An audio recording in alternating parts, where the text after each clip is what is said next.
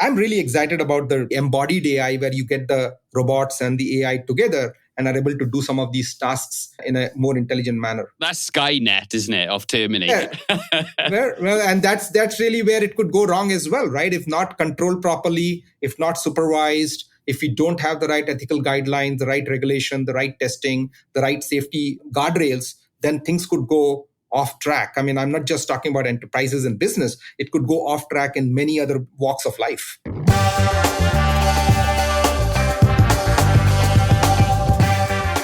Unlike previous technology hype cycles, AI is not just advancing industries, it's really starting to reshape how we work, interact, and solve problems. In today's episode, I had the pleasure of speaking with Arun Ramchandran, or better known as Rak, the president and global head of generative AI consulting at Hexaware Technologies, one of the fastest growing IT services companies globally. This conversation actually came on a historic day for Hexaware as they IPO'd, which was actually the largest IT services IPO in India for the last 10 years, a significant milestone given the competitive nature of that marketplace in India. Rak shares his remarkable journey from his time at industry giants like Infosys and Capgemini through to his current role at Hexaware. We discuss a range of topics, including preparing for an IPO and why Hexaware actually chose to list in India as opposed to the US. We talked about the post-90s boom of IT services companies in India, why AI is different from other technology innovation hype cycles in the past, and also the fundamental shifts AI is set to bring from jobs displacement through to regulatory challenges and much, much more. Rak provides really deep insight into how global organizations are harnessing AI capability. He's truly a fountain of knowledge, I'm sure you'll agree. From Hexaware Technologies, it's Rak Ramchandran. Arun Ramchandran, Rak for short. How are you? And thank you so much for coming on the Tech Leaders podcast. I've been really excited to talk to you, Rak. A big day for Hexaware Technologies, yeah? Yeah, thank you for having me and thank you for the wishes. It is a big day, both for my professional journey and for Hexaware. We literally went IPO today, earlier today. We got listed on the National Stock Exchange in Mumbai. Yeah. And that's a red letter day for our company. And for myself, I have been with this company for 7.5 years, and it seems like a very purposeful journey, which has crescented nicely. Did everything go to plan? Was it all okay? Absolutely. The shares popped a little bit at the end of, once they got listed, which is usually a barometer of how the retail interest is. The buy versus sell ratio was in favor of the buyers. Yeah. A lot of retail buyers want to get a piece of the action. I think we are ending the day now at the 10% over the price we listed, which is a good pop, especially compared to the fact that the last 7 to 10 days in the Indian stock market has not been very kind to the share prices in general. Yeah, absolutely. No, of course. Can I ask you, how long does it take to prepare for a day like today for a company like Hexaware? How much preparation goes into this, Rak? Yeah, I mean, it turned out to be the largest technology services IPO in India in the last 10 years. Oh, really? Goodness gracious. Okay. Yeah, in terms of the valuation and number of shares and so on. And it took us, I would say, give or take, it took us almost a year. Right. That doesn't surprise me. To get prepared and a whole bunch of people are involved. I think the first major decision we had to take, along with our private equity owners, which is Carlyle, is that whether to list in the US or list in India. Yeah. And once that decision was taken, that it will be listed in India, and there were some reasons why India was seen as a more favorable market to list. I think the depth of coverage and maturity, especially for the technology services firms, is much higher in the Indian market compared to the US. US market has a focus on ISVs and product companies and platform companies and so on. Sure. I think the tech services market is much deeper in the Indian market. So that was the first key decision. Once that happened, then we had to obviously get up and get going with respect to selecting the bankers, selecting the lead, the managers and so on. We had to prepare our what is called as a draft red herring submission, DRHP. Then we had to wait for SEBI, which is the local stock exchange, regulatory authority, to review it, come back with points, comments, corrections that we had to do. That process itself, I mean, we actually submitted our DRHP sometime way back in September, October. Right. And then we had to wait for the holiday period to get done because you wouldn't be able to do a proper roadshow when there are holidays around and people are away. We had to submit another one, final draft one, and then a final one. Once you submit the red herring prospectus, the RHP, then there is no going back. And that was like on Feb 5th. Feb 5th Right. is when, or Feb 6th is when we actually submitted the final prospectus. Yeah, Yep. no, absolutely. I can imagine there was a lot of lawyers involved. Lawyers and financial analysts and bankers, accountants, and risk, and we had to actually acknowledge all of them in the ceremony today, and there were quite a few. I mean, just our own team was turned out to be like scores of them, right? People who are helping with the checking the fine print and making sure calculations are right, every entry is correct. It's a lot of work just getting ready for a issue of this size. Yeah, I can imagine. I can absolutely imagine. Well, look, first of all, I want to find out a little bit more about yourself and your career and the journey to this point, okay? Because I think that's what our listeners will be really keen to understand. So let's start with this one, as we always do. What does good leadership mean to you, Rak? Yeah, it's something which I've both given it some thought, and I've also interacted with leaders, both who I feel I consider good leaders and leaders who I don't consider as very effective leaders. And in my worldview, the folks who actually can create positive energy in the team, can take accountability and ownership of their actions and their team's actions and what is the final outcome. People who don't wear it on their sleeve, people who do it as a matter of course because they genuinely care about what the journey looks like, what the goal looks like, and they're able to carry a team together. Doing it for love, not just for duty, I suppose, is what you're saying, yeah? Do it for fun, do it because it seems natural, right? It does seem like they enjoy it, they get their energy out of it, which is great. I mean, you need to love it. You need to be able to love what you're doing, which is even leadership is a kind of work that way. But you need to genuinely feel passionate both about the goal and your team. Building a good team is a big part of what I feel good leadership is all about. Yeah. Getting the right people onboarded, making them successful. I think all of those are areas where I think good leadership becomes important. Inspiring and building a team with the right mission, I suppose. Now, that's a fantastic answer. I absolutely agree, Rak. But first of all, can you walk us through your career, the early part of your career journey then, from the point of leaving university, making a decision on what direction you wanted to go into, and then right up until joining Capgemini? Sure. Yeah. And it was not a straight line. My career has been a little bit of a I would say both meandering and a little bit of horizontal and vertical movements. So Standard. I started off as an engineer, right? I did my BTech from one of the premier institutes, IIT Bombay. Yeah, sure. Then I decided to go for a non-tech path, which is an MBA. And that led me to a career in sales and marketing. I joined Nokia mobile phones, which sort of pulled me back into the technology part, but there was more mobile phones, and they were just launching in India. And that is when it was sort of a startup, although it was backed by a big name. Yeah. 99 is where Infosys happened. So that sort of really pulled me back to the technology roots, so to speak. Right. Sure. And I realized that that's obviously where action is happening. Y2K was widely talked about, and there was a whole thing about global models and offshoring. And Infosys was just beginning to, emerge as a leading player. And that's really when I relocated to US as well. I moved to the US in 99 with Infosys as part of their initial business development team. I moved to the West Coast. I saw the whole .com boom. I saw the bust. I was part of, and I've been in the Bay Area since then. So I've seen several ups and downs in the technology landscape. Although some of them I played a role, some of them I've just been a bystander. No, of course, absolutely. Did you always feel like you belonged in the technology space, technology innovation? Where does that interest in tech come from? Well, I one of the ambitions I had when I was a kid was tech related. In fact, I wanted to be an astronaut. I wanted to know more about space, right? Yeah.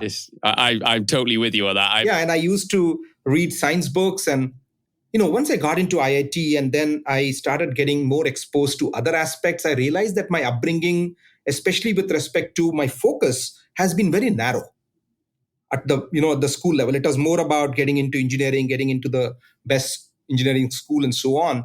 And I realized there is a world outside of it as well, which I'm pretty well suited to. Right? There were people interactions, there was debating, there was cultural events, there was, it just felt like I had so much more exposure which I could be getting, and I was suited for it. India was a great market at that time, 91, 93. That is when the economic liberalization was happening in India, right? With Manmohan Singh and, some of the policy changes. It felt good to be part of the opening of the Indian market, so to speak, and be part of the business cadre. Can you tell us a little bit? Can you? Sorry, we'll get back on track shortly. But can you tell us a little bit about that moment in India? Because India went from being, a very different economy and then exploding into one of the most progressive technology, economies in the world, which it is obviously, which has gone from strength to strength. Talk us through that shift around that time, Rak. It has been a big moment in a lot of our lives who have lived through that period. So this was 1991 was I would say, the pivotal moment, right? Yeah. Before 1991, it was more of a closed economy, a lot of barriers to opening new private businesses. Bureaucracy, what is called as the red tape, the Inspector Raj, the license Raj. India as an economy hit the skids because of balance of payments issues and foreign exchange reserves. So the then finance minister, Manmohan Singh, along with the Prime Minister Narasimha Rao, they took a bold decision. They decided to lift a lot of controls. And they decided to open up the policies, brought down a lot of the barriers, tariffs, and so on and so forth. And they gave a lot of freedom for private businesses and private sector to grow. Suddenly there was all this excitement in the air. I mean, you look at a person like me or a kid like me who's just getting out of college. Till then, the only pathway for good success was to just follow the herd, apply to US universities, and do a sort of a master's or a PhD in the US and try to get onto a career in the US in a tech field or whatever, right? A large portion increasingly later on decided that, look, I mean, there is action going on in India, which is of a different kind. Why not just stay here and experience it and see how it feels like? And that's what led me to actually accept an MBA program compared to going to the US to study further. And I don't regret it at all. Yeah, absolutely. I mean, it's incredible how the Indian economy is played. It's an absolute powerhouse now in terms of technology, into certainly technology services. I know, obviously, but there's even a buoyant SaaS scene there, and AI is incredible there as well. The AI research going on in India, I watch it very closely.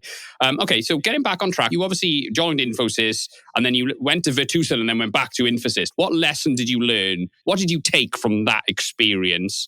And why did you leave to go to Virtusa and go back there?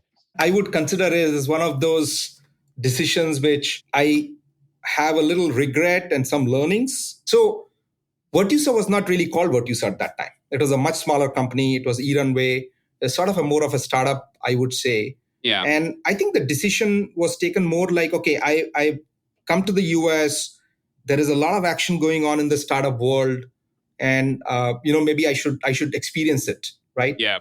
I left behind some ESOPs at Infosys, which if I hadn't left at that time, they would have been worth a lot of money later on, right? Sure. So and then when I joined Virtusa, I realized that that's really not the kind of startup I should have moved to, because of the fact that it was not a platform or a product player. It was still a tech services company, although they were marketing themselves as a platform company.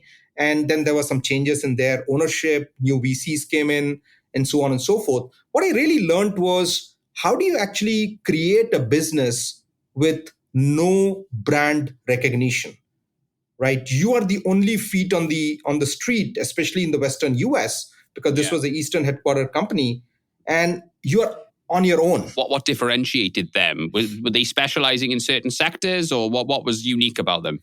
Well, they had strength in the financial services and healthcare, insurance to an extent. They're pretty big in banking. They were trying but to it was create... offshore services they were providing to European and US companies. Is that pretty much they what their were. model was? Yeah, okay. They were, but they had this USP, which was around productization, right? Gotcha. And Right. that was what they were trying to position to the ISVs and the companies in the high tech industry on the West Coast, right? Yeah. But this is like 24 years ago. Easier said than done. Great idea, but timing was terrible. So they actually went through a lot of pain, wilderness in the years to come before they finally went public later on, much later on. I think 7 to 10 years after I left, right? Yeah. So I came back to Infosys at that time. Lesson learned: be patient, don't act too fast, take take advice in terms of financial matters, figure out what you're leaving behind, and negotiate properly. Yeah, absolutely. Well, we all learn those lessons as our career progresses, don't we? So you're not the only one for sure. So what leadership lessons did you take from those two organizations that you've brought forward into your career with Hexaware? Yeah, no, it's a great question, because I interacted with 4 CEOs during my Infosys days, and all of them were founders, co-founders, one after the other. When I joined them in 99, they were like 250 million in revenues. I mean, it still looks pretty big if you look at it right now. But when I left them in 2011, they were 7 billion, right? So that is the kind of growth, stupendous growth over just 10, 12 years, right? Multifold. And in market valuation, just amazing, exponential. When Narayana Murthy was there, but then he pretty much stepped aside, and Nandan Nilekani, and I think he's seen as the tech czar, digital czar in India now. And, he was the CEO. I learned a few things going on meetings with him, right? I mean, his understanding of both the tech aspect and commercial aspects of a business. And one of the things which strikes me as very unique with him, we had grown to 7,000-8,000 by the time he became CEO. And I had left and come back. And there were other people of similar, and everybody had the same opinion. He would remember your names. He would remember individual people's name. He would see you and he will call you by your first name. And you were like, how does he even do that? Right? In an organization with thousands of staff. People, right? That's impressive. Yeah. Right? That I thought was great leadership. Absolutely it is, yeah. If the boss knows your name, you immediately feel like pressure to make an impression and do your job as best you can. This boss's boss, and he's already sort of flying high with all the successes that Infosys is getting, and but he still has his fingers on the pulse, and he will call me Rak, right? I mean, he will take me like Rak. I mean, I will he knows my nickname. He will. So that is I would say the best time at Infosys. When he stepped back, I think we had a couple of leaders who were more operationally strong and focused. Nandan was a great salesperson, right? I mean, I would say he really created the Infosys powerhouse brand. Yeah. And then we had Chris and Shibu. And that's around the time when I had sort of started thinking about leaving, because things were not really, I think Infosys hit a little bit of a rough patch during that time. Obviously, it started with the global financial crisis and so on. And I think we had 2-3 years of maybe bad results and some tough decisions to be made and so on and so forth. I was trying to create and work with a team which created the large deals team. And we had to start certain things like advisor programs and analyst programs, which Infosys had not really done in a structured manner till then. And even structuring some of these large complex deals, these could be multi-year, these could be deals which will get you into assets and rebadging and so on. And that is very, very different than what Infosys had been used to in its growth days. The last part of my Infosys career was more leading a business unit, which was life sciences. And I had never been a life sciences person till then. I had been more involved in business development across multiple industry segments. And life sciences forced me to learn about the domain in a very short period of time. When I moved in, I wanted to get more focus on R&D and some of the domain-specific aspects, which we did, and worked with some of the largest pharmaceutical companies, opened up medical devices, and so on. So that really sort of led me to when I left Infosys and joined Capgemini. That's really insightful. And the fact you were exposed to the founders is incredible. I mean, but you were a relatively young man. Yes. And getting that almost mentoring, even if it's indirect mentoring, is an incredible asset for you for the duration of your career, isn't it? So look, just if you could just tell us maybe a little bit about the Capgemini experience and how did Hexaware come about? Why did you join Hexaware? What was it about that organization that was special and caused you to jump ship? Yeah, so I actually met with several leaders in Infosys. I'm not going to get into individual names, but I had a great boss who was very understanding because I was going through a lot of family crisis. My parents passed away during that time and some other things happened. So when Capgemini happened, I think there was a particular reason why they brought me in, which was to create more sales transformation. So Capgemini had grown being an SI company, but it still had a lot of seen as a European company with a lot of legacy. Yeah. The US team was mostly drawn from EY Technology, whom they had acquired some time back, EY Consulting, and then they had sort of created the separation when EY had to drop some of the consulting and so on, which they recently built back later. So it was more of, we've been through a fast growth Indian SI, Indian technology services. Can we replicate that in Capgemini? Right. Yeah. So I was hired by Salil Parekh, who actually then later on became CEO of Infosys. So that's a little bit of a switch there. Wow. So I worked with him.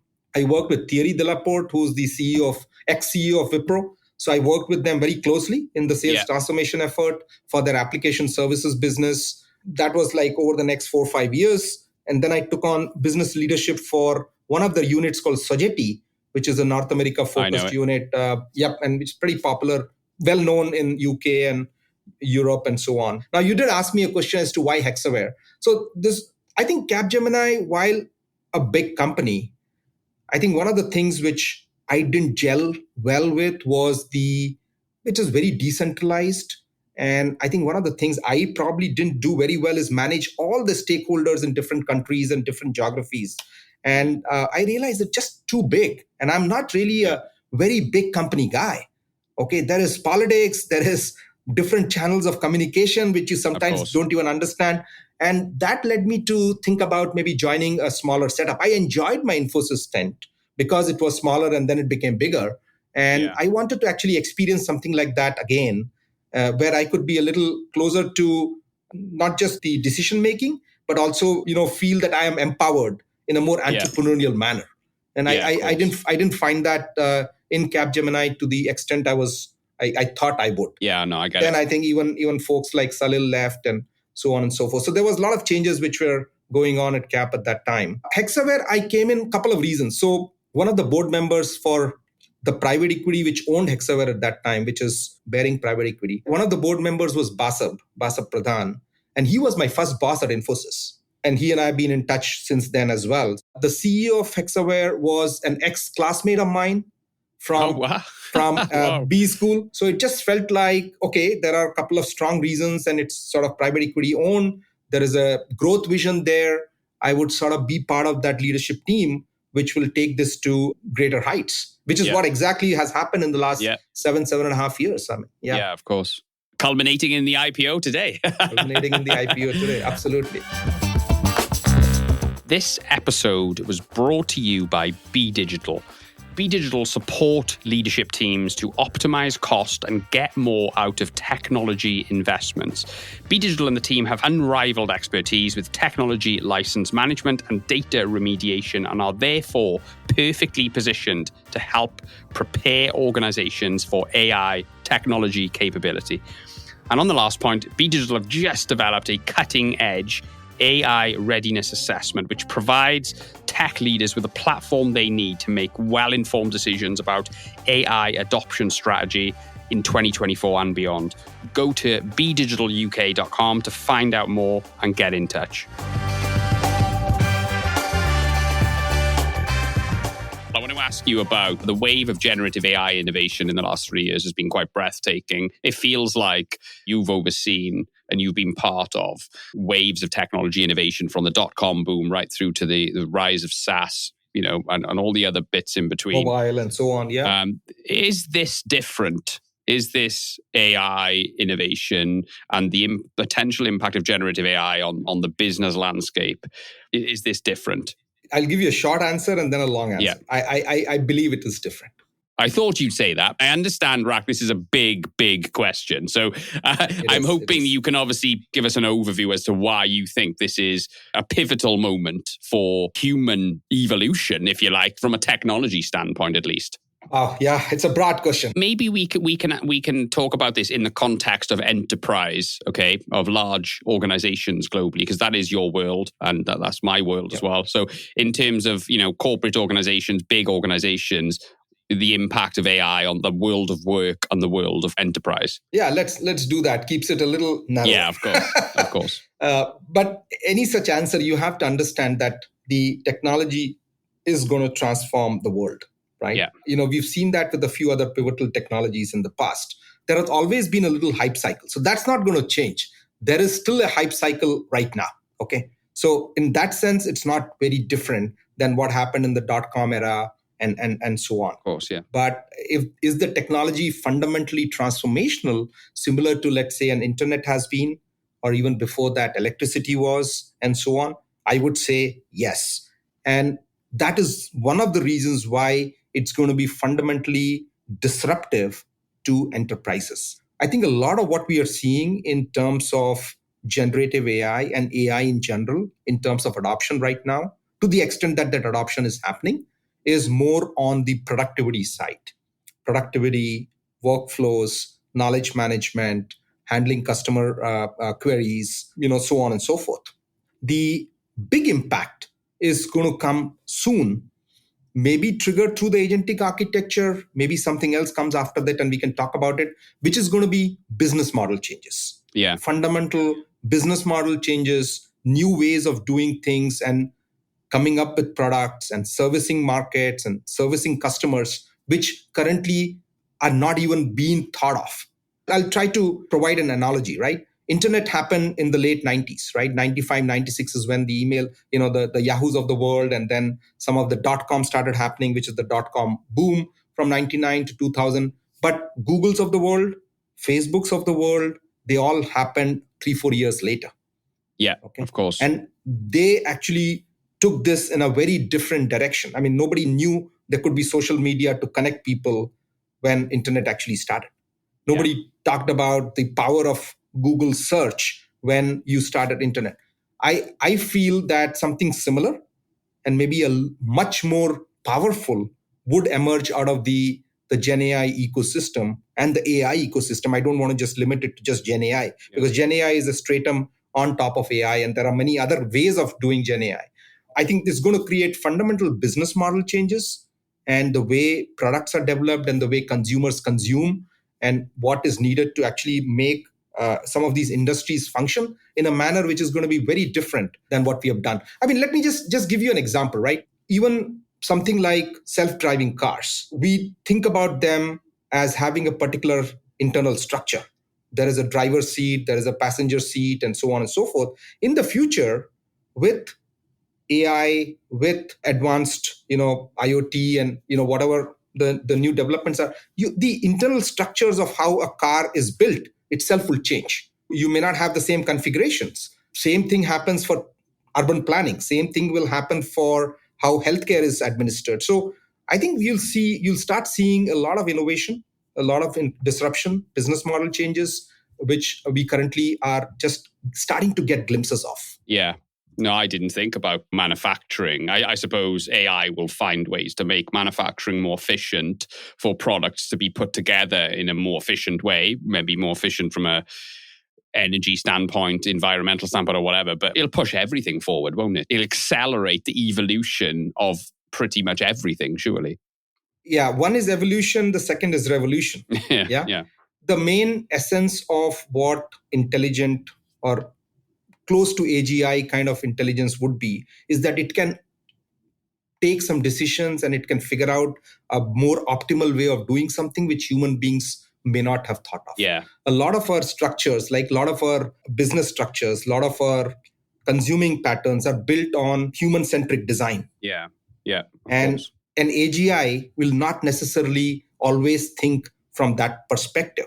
I mean, we all heard about this epochal move called Move 37, right? And you probably heard about it, which is the Go game, which Lee Sedol played with DeepMind way back several years ago, which created a aha paradigm shift in terms of what people thought of AI. Yeah. This was the Go game, and Of course, the DeepMind beat Lee Sedol. And what happened in that particular game, I think it was game 2 or something, and all the training that it was being given, this move 37 was something which none of the experts saw. It was not something which any human being would have played. Even the creators of that algorithm were scrambling to figure out why that move actually got played by the DeepMind. And then it ultimately won the game. And, suddenly that becomes like a totally unexplained thing, but it helped sort of optimize its winning probability. Yeah. I think something similar would happen when all the data sets have been incorporated, all the different kinds of algorithms are,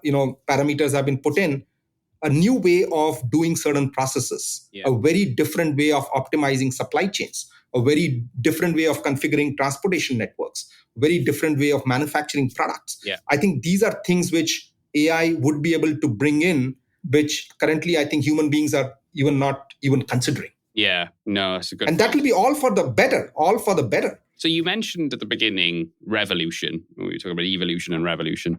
So speaking of revolution, jobs displacement. It's a controversial topic, Rak. Obviously, we talked about history earlier on, and as you and I both know, whenever there's technology innovation through history, it typically is there's been a net gain in jobs normally, just the jobs have changed. So I suppose it's a similar question to what I asked you. Is this different? Do you have concerns about companies automating so much that there's going to be swathes of people out of work? We've faced this before, right? We faced this before with automation. We faced this before going back to electricity and steam engines and locomotives and so on. One example I think about is the use of automation in telephone switching. When that automation came in, automated switching and PBXs and so on, there still used to be operating stations with multiple people actually doing the individual switching of telephone lines and routing calls. Yeah.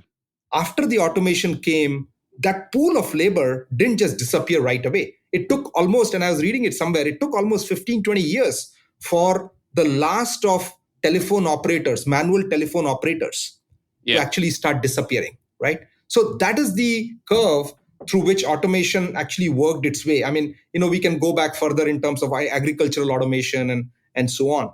I think what the point I'm trying to make, there will be displacement, but I think it will be different kinds of jobs which will get created. Of course. Right?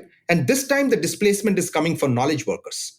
Automation struck at the blue workers, the blue collar workers. That's right? the first time ever, though, isn't it? All technology innovation in the past has really displaced blue collar workers. Now it's the white collar workers who are getting displaced. That's a first. So I think one way to look at it is AI will augment human capabilities. So people who can work with AI will be better placed than people who refuse to adopt AI.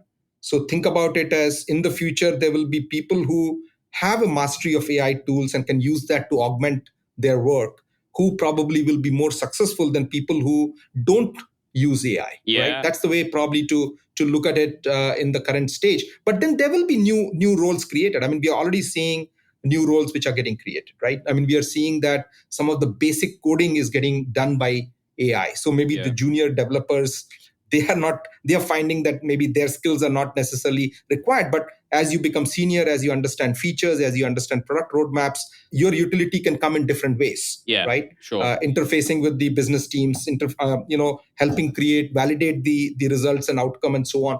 So I think there are different jobs which are getting created, and different fields will open up, which we didn't have in the past. How do you think generative AI will impact things like the SaaS market? Obviously, it's an enormous part of most economies. There's SaaS businesses everywhere. If you can go onto a model and essentially build a piece of software for your business like that for free and, extract it from the model and run it locally, you don't need SaaS products anymore, do you? So, I mean, obviously, there'll probably always be a place for SaaS products, but do you envisage an enormous chunk out of the SaaS market over the next 10 years because of people creating their own software using these models? Absolutely. I think the SaaS market will be inverted. Software as a service is the original definition, and service as a software is the new definition. Right? Okay. So So you're basically saying that some of these services will be delivered through software, Yeah. which in today's language, it could be AI agents or co-pilots or queues and so on and so forth. So they will actually do some of the individual pieces of work. So as long as you have data foundation ready, as long as you have access to the right kind of sources, data sources and data pipelines, what does actual SaaS package, current like the ERP packages and all do? They basically specialize in certain kinds of enterprise data, system of record, system of transactions, pull that stuff out and make sure that it's available in a particular format. Yeah. Now, AI agents, if they do work as intended, because they're currently still facing teething issues in terms of being able to access that kind of data, understand the categorization, understand the domain context, right? So there is a business logic, there is a domain aspect to it, and are able to connect the different parts of the workflow in a manner which obviates the need for a enterprise backend the way we are currently used to, right? Yeah. And that is one stepping stone to having software as a soft service, right? Yeah. And service as a software. That's the other way to look at it. Is some of the services will be delivered as software agents. Has that already caught on, services as a software? I've not heard that before, but it's a concept I've been reading a lot about recently. I hadn't really thought about the impact on the SaaS world. It was Chamath on the All In podcast, which I'm sure you're familiar with, living in Silicon Valley. Yeah. And they did talk about the SaaS being this phenomena between the birth of the internet and the birth of AI, this phenomena which happened in between, which is kind of going to it was born because of the internet, is going to die because of AI, which I thought was, I sort of blew my mind a little bit. And I just thought, wow, because we all just thought SaaS was here to stay and that was just the future. But I think AI is such a game changer. What is going to happen is, the SaaS was really powering the large companies, the large corporations, because they were so complex and they needed all these rules and all these interfaces and these ways to keep records. If AI can help manage that data and the workflow, which is still a big challenge right now. It's not that it's easy to solve. Just like, AGI, I mean, just enterprise intelligence, right? I mean, I'm talking about, moving away from just human affairs and so on, just focusing on large enterprises, JP Morgan or Goldman Sachs or Delta Airlines and so on. They have their own enterprise entity and identity and DNA. And there is a lot of intelligence which is around. If AI can use that to create the services, you really don't need big backends for that. Yeah, sure.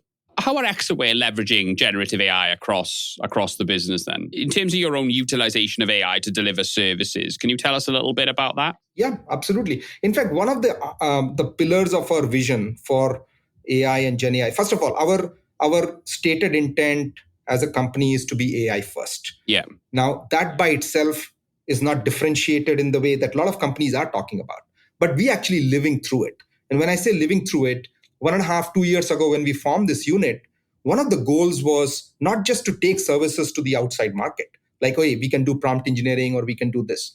It was to actually adopt GenAI in our own services, which is to disrupt ourselves.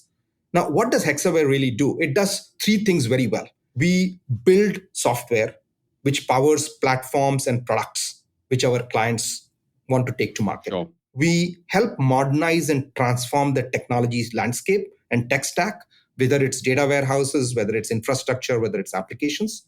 And we help create the right tools and platforms for them to run this and operate this on an ongoing basis. Sure. And we use data and AI to power all of this, right, as a foundation. So in every one of these services, which is sort of bread and butter for a lot of technology services, GenAI is actually going to impact the way the service is being delivered. And we said, look, we know this is going to fundamentally change the economics of what being a technology services companies mean, right? When you're talking about coding or when you're talking about testing, you currently do it manually. A lot of it is done manually and a little bit of automation. It's typically time into material, P into Q. Now you create a AI-driven model which can help obviate the need for so many people, which can reuse what you already have, which can create an automated test framework, which can test the code which has been generated, gather the requirements, so on and so forth, or even service desk and help desk, right? Proactively, solve problems and so on.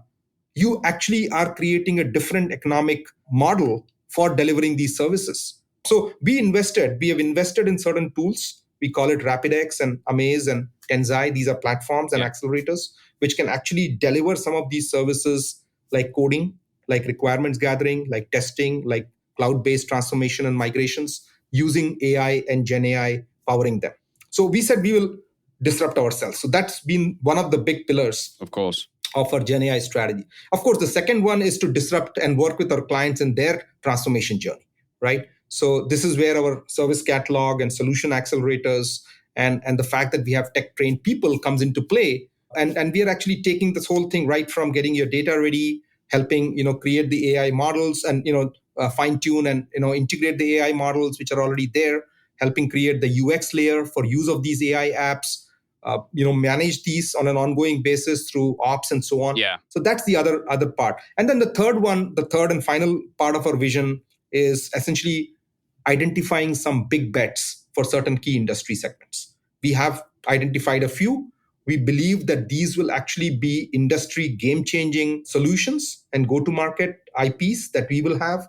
We will work with some partners, whether it's Microsoft or AWS or Cohere and so on. And we have some relationships which are now happening with NVIDIA and so on. Yeah.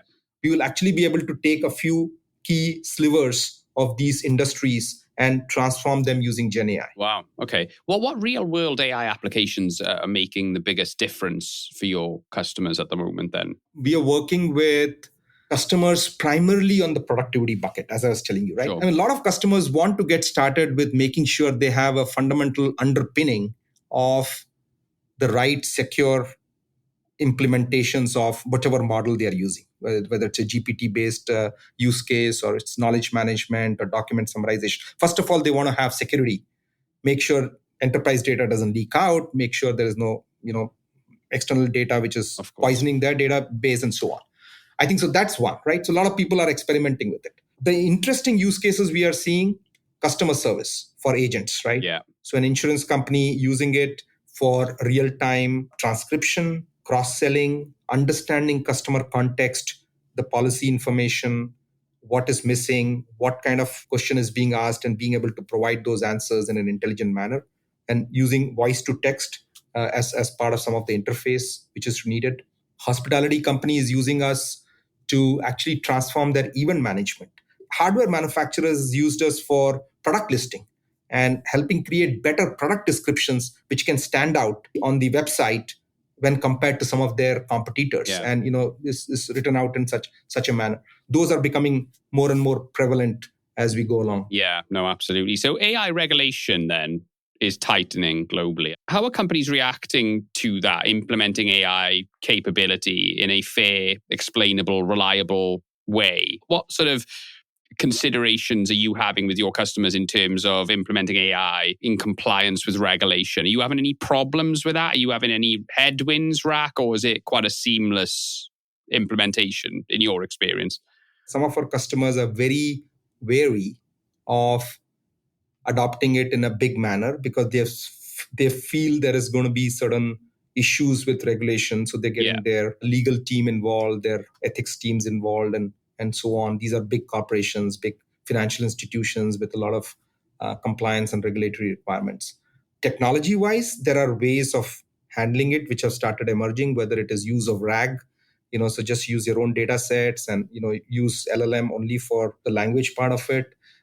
There are smaller models which are coming into play, which are just focused on specific slivers or functions, which will become a little more prevalent in the future because of lower costs, both on the training side and on the inferencing side. So there are customers who are beginning to figure out lower cost options, more secure options, which are contained. And that is probably going to be the future. I mean, what DeepSeek and so on have really shown is the art of the possible of trying to do AI implementations at a lower cost without having to spend like $60 or $200 a user and so on. That was seen as the sort of the established payment, benchmark. And that's being questioned, right? But that's why people are doing POCs. That's why enterprises are still taking some baby steps, because one of the things they really want to be sure, especially if you're a financial institution, a healthcare provider, somebody who manages that kind of data, right? Which is private and has to be regulated and so on, is whether there will be leakage, whether there will be injections which can, disrupt some of their practices and privacy requirements and compliance requirements. So that is being really looked on seriously right now. Yeah, sure. AI talent. I've heard you talking about the AI leadership vacuum before. There's clearly going to be, and there is, a shortage of AI talent. How should businesses, enterprise organizations perhaps, or SMEs even, how should they respond to this lack of talent available within the AI space right now? And what are your customers doing to upskill their employees in light of this new innovation? Yeah, I think two key ways to look at it. One is catch them young, right? I mean, there is more AI talent in the younger set, folks who are just coming out of college and just graduating because they are used to some of these tools and technologies and they've got more recent exposure. Yeah. So I would say, one, catch them young, and two, focus on retraining. Some of this is not complicated stuff. I mean, we're basically saying the new interface programming language for the future will be English, right? So we are talking about tools which can be used by non-engineers as well. So provide more training to your existing set of people, even business users and leadership and functional operators, rather than just focusing on your engineering and tech team. Yeah, of course. Some of these tools will actually make their lives easier. What type of training are we talking, Rak? Are we talking sort of AI ethics? Are we talking prompting? Yeah, and this is what we did, right, in our organization. So we have 32,000 people, and we have been able to train around 90 to 95% of our tech workforce into the basics. And we curated a course for ourselves. We went to Coursera, we went to Udemy, we looked at different kinds of courses which are available, and we came up with a list of 30 to 40 hours of training program. We said, this is like fundamental. Yeah. Everybody should spend this to get level 1 proficiency. And we tracked it. We had a team which was tracking the training and the compliance for that. And even we had our management team members trained on it. I personally conducted some training for our leadership and for some of the clients that we have done. We created 3 layers of this. We said, this is the basic, this is the intermediate, and this is the advanced. Then we created function-specific trainings, and we got an outside company to help us with, sort of rolling it out. And they had a platform for doing it virtually as well. And we said, okay, all the delivery heads, you need to get trained on these kind of things. All the client partners and account managers, you need to get trained on this. And, it's been an effort over the last 1.5, 2 years, but it's been very successful because people want to learn. Believe me, I think, if you get the right set of people, tell them why this is important, I think people will take time to figure out new technologies. And that's the hallmark of a growing organization, of an organization which knows that, AI first is where the future is. Yeah, no, absolutely. So what are you most excited about, Rak, in terms of the future of generative AI within business? And also, what are you most fearful of? I'm really excited about the evolution and the revolution that AI can bring about, right? From automation to augmentation to amplification of human capabilities to ultimately being autonomous in many ways in a beneficial sense. Yeah. I mean, whether it's the agentic thing, which will go on further, the AGI, or the embodied AI, where you get the robots and the AI together and are able to do some of these tasks in a more intelligent manner. That's Skynet, isn't it, of Terminator? When you got the robots and AI together. And that's really where it could go wrong as well, right? If not controlled properly, if not supervised, if we don't have the right ethical guidelines, the right regulation, the right testing, the right safety guardrails, then things could go off track. I mean, I'm not just talking about enterprises and business. It could go off track in many other walks of life for us. So sure. I think there is a danger if we don't manage it properly, if we don't control it, or if you're not sure how it's going to pan out, we might let it go out of control. Yeah, of course. No, you've just done an IPO, a 1 billion IPO, biggest IPO in India in 10 years for a services company, which is incredible. And congratulations to you and your team and everyone at Hexaware. That's incredible news. Looking back on your career now, if you could talk to your 21-year-old self, what would you say to that guy? What advice would you give to that person? One of the things which I tell people, because I also run our Future Leaders program at Hexaware, which is where fresh MBA graduates, and I'm a chief mentor for them, and I do it as one of my other hats I wear. Of course. I tell them, I think essentially it's that life and career is a marathon. It's not a sprint. Yeah. Right? Things will change as well. Prepare for the long haul. Be patient. Everybody, right? Irrespective of their origin, status, whatever, ultimately over a period of time, 10, 20 years, will get to their potential. if you apply yourself. If you have the right attitude, if you apply yourself well, your own talents and your merit will come through. You may find something starting off, oh, I have a wrong boss, or I didn't get the right role to start with, or whatever. But those are temporary aspects in one's career. Yeah. Right? You will find your niche, you will find your track, and over a period of time, your talents will get recognized. And so don't fret. Yeah. Right? Be patient. But I think very important, people think that they need to have an attitude, and sometimes they just burn themselves out sometimes because they think it's a sprint.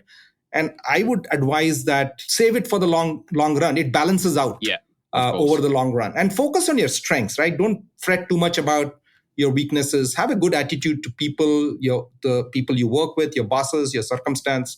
And I think finally, most important is life goals can change, right? Your situation could change. So be a little nimble and look at opportunities as they come, rather than having a very fixated sense of where you want to be and what you want to be. Sometimes new opportunities can come which can change your trajectory, and that's fine. Absolutely. And that's what it's all about, isn't it? It's taking the opportunities that come your way.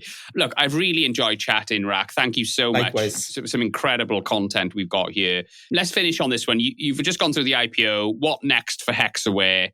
I'm focused on the party tonight. Why not, eh? But it's going to be a big party. But it is going to be a big party. But I think we had a very fun, festive event today morning. I think the whole management team was there. Our stock shares popped a little bit, which is great. We are focused on the future, right? So, in short-term, stock and share valuations can go up and down. That's fine. Our entire leadership, our CEO, our board is focused on making us, currently our valuation is close to $6 billion. We want to be $10 billion in valuation, which means that we want to be $3 billion and above in terms of revenues. Yeah. And we are currently around $1.5 billion in revenues. So our focus is next 3 to 4 years, we want to double our revenues and, get to a 10 billion valuation. Sure. And we want to obviously be an AI first company, which is actually disrupting this industry using AI. Rak, thank you so much for your time. It's been a pleasure. Thanks for coming on the Tech Leaders Podcast. Likewise, Gareth. Thanks for this opportunity. Oh, that was fab. I love that. So one of the most eye-opening parts of that conversation was about the impact of generative AI on the SaaS world.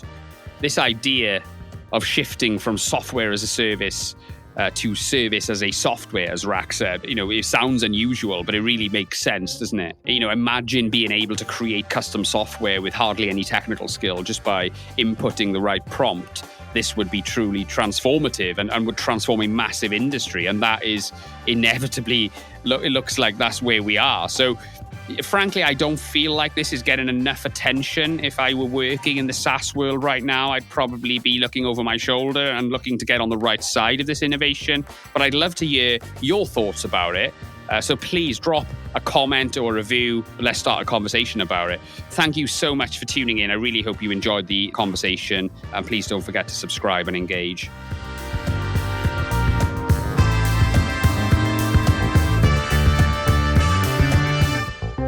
This episode was brought to you by Be Digital. Be Digital support leadership teams to optimize cost and get more out of technology investments. Be Digital and the team have unrivaled expertise with technology, license management, and data remediation, and are therefore perfectly positioned to help prepare organizations for AI technology capability. And on the last point, Be Digital have developed a cutting-edge AI readiness assessment, which provides tech leaders with a platform they need to make well-informed decisions about AI adoption strategy in 2024 and beyond. Go to Be Digital UK to find out more and get in touch.